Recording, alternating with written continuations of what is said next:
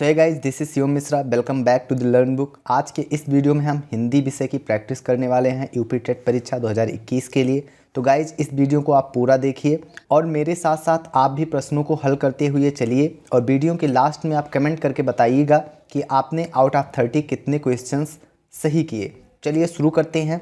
और आज के इस वीडियो का पहला प्रश्न है, प्रयोजन का समानार्थी शब्द नहीं है। ऑप्शंस हैं हेतु, लक्ष्य, उद्देश्य या नियोजन। तो गाइस, जो प्रयोजन होता है उसके समानार्थी शब्द होते हैं। प्रयोजन का मतलब होता है हेतु या लक्ष्य या उद्देश्य। इसका जो समानार्थी नहीं होता है वो होता है नियोजन। तो नियोजन का क्या मतलब होता है? देखिए, नियुक्त करने की जो क्रिया होती है या जिसे हम सेवा योजन कहते हैं, ये होता है नियोजन। तो इस प्रश्न का सही उत्तर होगा डी विकल्प, नियोजन, जो कि प्रयोजन का समानार्थी शब्द नहीं है। अगला प्रश्न है, ऋजु का विलोम शब्द है। ऑप्शंस हैं त्रिकोण, सरल, सीधा, वक्र। तो जो ऋजु होता है इसका सीधा साधा अर्थ होता है, ऋजु का अर्थ होता है सरल या सीधा।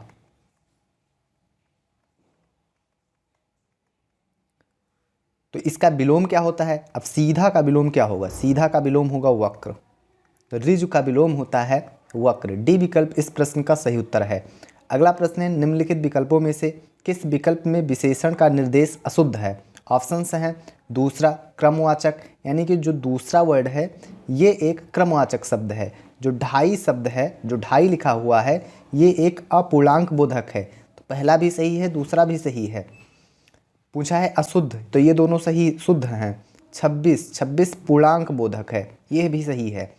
वह नौकर कोई विशेषण नहीं है, गाइस ये गलत है, ये सर्वनामिक विशेषण है। अब यहाँ पे हमें एक बात ध्यान रखनी है कि अगर कोई संज्ञा लिखी हुई है और उस संज्ञा के पहले कोई सर्वनाम लिख दिया जाता है, जैसे वह नौकर, तो ये सर्वनामिक विशेषण बन जाता है। अगला प्रश्न है, आप भला तो जग भला वाक्य में सर्वनाम के किस भेद का बोध होता है?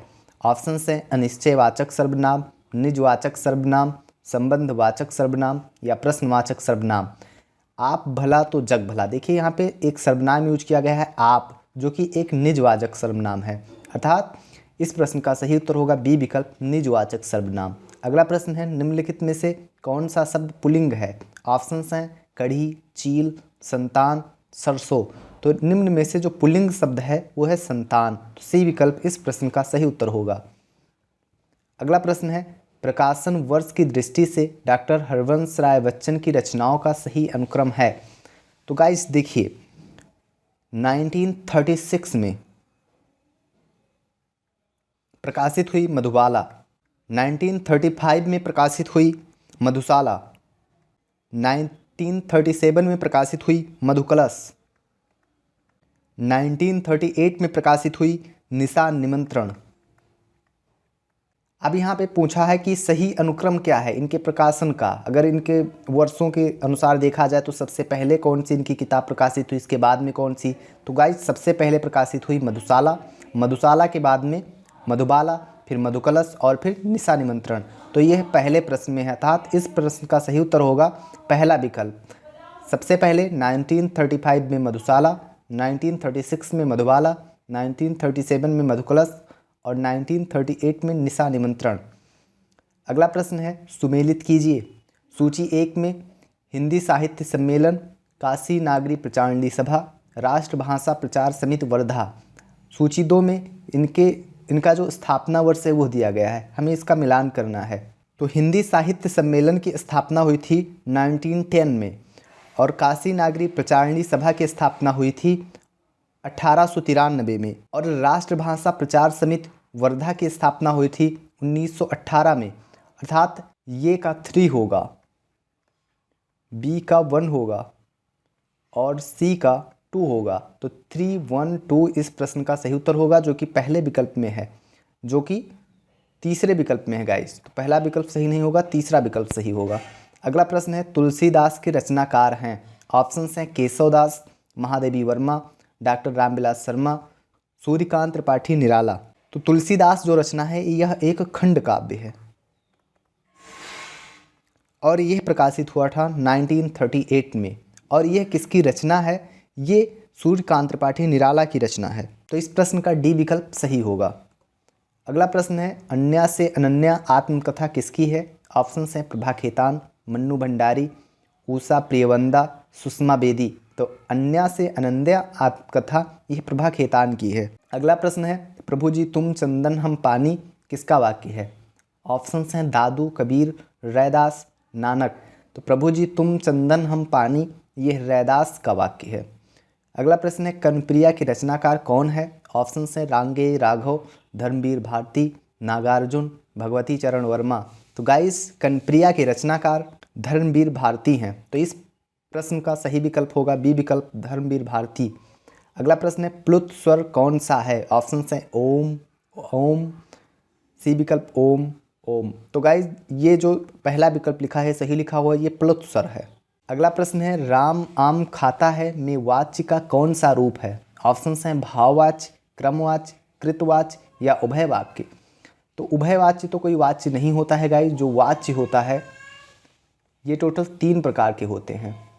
एक होता है कृतवाच्य, एक होता है कर्मवाच्य और एक तीसरा होता है भाववाच्य। तो देखिए इसमें दिया गया है राम आम खाता है। तो अगर आप उसको कभी इस तरह से सब्जेक्ट, संज्ञा, कर्म और क्रिया तीनों दिए हों और जिसमें जो प्रधान हो वो संज्ञा हो तो वो कृतवाच्य होता है। तो इस प्रश्न का सही विकल्प होगा सी विकल्प, कृतवाच्य। अगला प्रश्न है रहीमन पानी राखिए बिन पानी सब सून, पानी गए ना उबरे मोती मानस चून। उपरोक्त दोहे में कौन सा अलंकार है? ऑप्शंस हैं रूपक, उपमा, श्लेष, उत्प्रेक्षा। यहाँ पे एक वर्ड दिया गया है पानी जिसके 3 अर्थ हैं। ये मोती के लिए पानी का अलग अर्थ है, मानस के लिए इसी पानी का दूसरा अर्थ है और चून के लिए इसी पानी का तीसरा अर्थ है। अर्थात एक वर्ड में 3 अर्थ चिपके हुए हैं। श्लेष का मतलब होता है चिपका हुआ, मतलब एक शब्द है और उसी में कई अर्थ चिपके हुए हों। तो इस पंक्ति में श्लेष अलंकार है। तो इस प्रश्न का सही उत्तर होगा सी विकल्प। अगला प्रश्न है निम्नलिखित में से कौन सा शब्द शुद्ध है? ऑप्शंस हैं चांद, अंगना, अंक या आँख। अब गाइज अगर हम इसमें ध्यान दें तो चांद का जो शुद्ध रूप होता है वो इस तरह से लिखा जाता है चांद, और अंक को शुद्ध रूप से इस तरह से लिखा जाता है अंक, और आँख को लिखा जाता है इस तरह से आँख। तो इसमें शुद्ध पूछा हुआ है तो ये तीनों अशुद्ध लिखे हुए हैं। बी विकल्प अंगना ये सही लिखा हुआ है। तो इस प्रश्न का बी विकल्प सही उत्तर होगा। अगला प्रश्न है निम्न में से किस शब्द की वर्तनी सही है? ऑप्शंस हैं समनिधि, सन्निधि, सन्निधि, सन्निधि। अब यहाँ पे गाइस ध्यान दीजिए सन्निधि लिखा हुआ है। अब कहाँ पे इसकी वर्तनी सही लिखी हुई है आपको ढूंढना है। तो जो सन्निधि सही लिखा जाता है वो इस तरह से लिखा जाता है सन्निधि। तो इस तरह से किस ऑप्शन में लिखा हुआ है? सी विकल्प में। तो इस प्रश्न का सी विकल्प सही उत्तर होगा। अगला प्रश्न है उपचारात्मक शिक्षण की सफलता निर्भर करती है। ऑप्शंस हैं समय व अवधि पर, भाषिक नियमों के ज्ञान पर, उपचारात्मक शिक्षण की सामग्री पर, समस्याओं के कारणों की सही पहचान पर। तो गाइज उपचारात्मक शिक्षण की जो सफलता होती है वो निर्भर करती है समस्याओं के कारणों की सही पहचान पर। तो इस प्रश्न का टी विकल्प सही उत्तर होगा। अगला प्रश्न है घोंसले में चिड़िया है में कौन सा कारक है? ऑप्शंस हैं संबंध, अपादान, अधिकरण, संप्रदान। तो गाइज आपको कारक चिन्ह याद होंगे। कर्ता ने कर्म को करण से के द्वारा संप्रदान के लिए, अपादान से, अधिकरण में पर। तो अधिकरण देखो यहाँ पे में यूज किया गया कर्ता चिन्ह, और ये किस में आता है? ये अधिकरण में आता है। अधिकरण का जो कर्ता चिन्ह होता है वो होता है में पर। तो यहाँ पे में शब्द आया है तो ये कौन सा कारक यहाँ पे है? अधिकरण कारक। सी विकल्प इस प्रश्न का सही उत्तर होगा। अगला प्रश्न है निम्नलिखित में से कौन सा शब्द तद्भव है? खेत, त्रिकुटी, नाथ, प्रभु। तद्भव शब्द क्या होते हैं? तद्भव ऐसे शब्द होते हैं जिनका उद्भव संस्कृत से हुआ हो। तो कौन सा ऐसा शब्द है जो इसमें तद्भव लिखा हुआ है? तो ये जो खेत लिखा हुआ है ये संस्कृत से उत्पन्न एक शब्द है, ये तद्भव वर्ड है। इसका जो तत्सम रूप होगा वो होगा क्षेत्र। तो इस प्रश्न का सही उत्तर होगा ए विकल्प खेत। अगला प्रश्न है निम्नलिखित में से कौन सा शब्द देशज है। ऑप्शन हैं लाश, धड़ाम, पतलून, औरत। ये वाला शब्द याद रखिए, ये लाश जो शब्द है ये एक तुर्की शब्द है, जो औरत शब्द है ये अरबी शब्द है, और जो पतलून वर्ड है ये पुर्तगाली वर्ड है।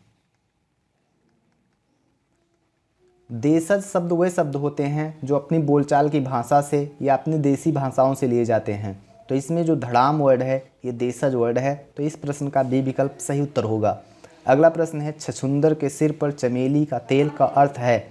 ऑप्शन है मिथ्या आडंबर, अयोग्य व्यक्ति को अच्छी चीज़ देना, योग्य व्यक्ति को अच्छी चीज़ देना, अधिक पाने का लालच करना। इसका जो सही अर्थ होगा वो बी विकल्प होगा, अयोग्य व्यक्ति को अच्छी चीज़ देना। अगला प्रश्न है ऋग्वेद का संधि विच्छेद क्या होगा।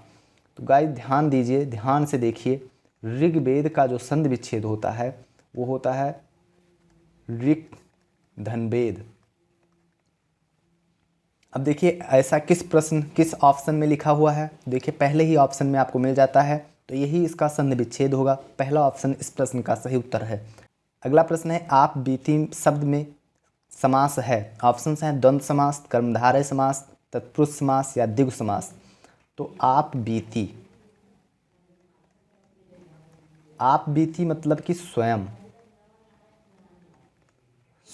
पर बीती। तो अभी हमने पिछले ही प्रश्न में देखा था कि यहाँ पे